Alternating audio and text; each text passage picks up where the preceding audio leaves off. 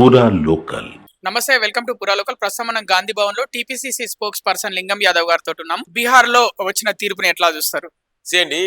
ఇవాళ దాదాపు 20 సంవత్సరాలుగా బీహార్ లో నితీష్ కుమార్ అధికారంలో ఉండు, 11 సంవత్సరాలుగా కేంద్రంలో నరేంద్ర మోడీ బీజేపీ అధికారంలో ఉంది.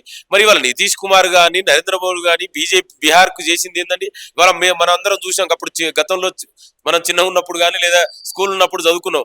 బీమారు రాష్ట్రాలలో అంటే వెనకబడి అత్యంత ఈ దేశంలో వెనకబడిన రాష్ట్రాలలో బీహార్ ఒకటి మొదటిది. మరి ఆ బీహార్ 20 ఏళ్లలో నితీష్ కుమారే ముఖ్యమంత్రి ఉండగా మరి ఇప్పుడు కూడా మళ్ళీ బీహారే వెనకబడిన రాష్ట్రం ఎందుకుంది? అలా నిరుద్యోగం ఇంకా పెరిగింది. ఇవాళ దేశంలోనే హైయెస్ట్ నిరుద్యోగం ఉన్నది బీహార్.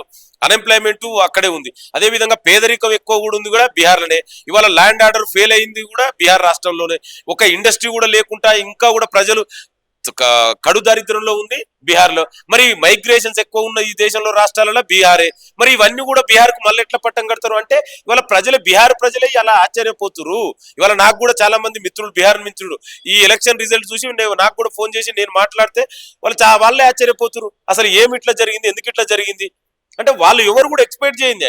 అంటే నువ్వు ఏమి అభివృద్ధి చేసినావని బీహార్ ప్రజలు నీకు ఓటేస్తారు. అంటే డెఫినెట్ కూడా ఇవాళ దేశవ్యాప్తంగా ఒక చర్చ జరుగుతుంది. అంటే నరేంద్ర మోడీ అధికారంలోకి వచ్చిన తర్వాత ఏ విధంగా రాజ్యాంగబద్ధ సంస్థలని ఇవాళ ఆ వ్యవస్థల్ని తన చేతుల్లోకి తీసుకొని ఏ విధంగా భ్రష్టు పట్టిస్తున్నానే దానికి ప్రత్యక్ష ఉదాహరణ. ఇవాళ 65 లక్షల ఓట్లని డిలీట్ చేసి బీహార్ లో SIR పేరుతోండి. ఇక ఏం ఎక్స్పెక్ట్ చేస్తామండి నువ్వు?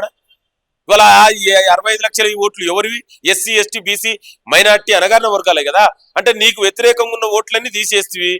ఇవాళ అక్కడ నీ కేంద్రంలో నీ అధికారంలో ఉన్నటువంటి ఎలక్షన్ కమిషన్ నీ చేతిలో ఉండే, అక్కడ ల్యాండ్ ఆర్డర్ అన్ని నీ చేతిలో పెట్టుకొని ఎలక్షన్ కమిషన్ మొత్తం కూడా గ్రిప్ లో పెట్టుకొని ఇవాళ ఎలక్షన్ నడిపించినావు. అందుకే ఇవాళ ప్రజలకు కాదు సామాన్య ఈ దేశంలో ఉన్నటువంటి సామాన్య ప్రజలకు కూడా బీహార్ ఎలక్షన్ రిజల్ట్ చూసి డౌట్ వస్తుంది. అసలు ఏం జరిగింది దీని మీద మాట్లాడవలసిన ఎలక్షన్ కమిషన్ అది నిమ్మకు నీరెత్తినట్టు ఉంటుంది.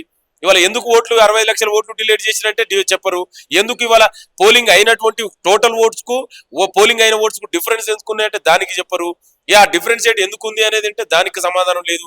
ఈవీఎంలు ఎందుకు CCTVలు ఎందుకు ఇవ్వరు అంటే దానికి సమాధానం లేదు. సో ఇవన్నిటి కూడా ప్రజలకు చాలా డౌట్లు వస్తున్నాయి. డెఫినెట్ కూడా బీహార్ ఎలక్షన్ అనేది ఇవాళ ఒక పెద్ద క్వశ్చన్ మార్క్ తయారైంది ఇవాళ దేశ ప్రజలందరూ కూడా.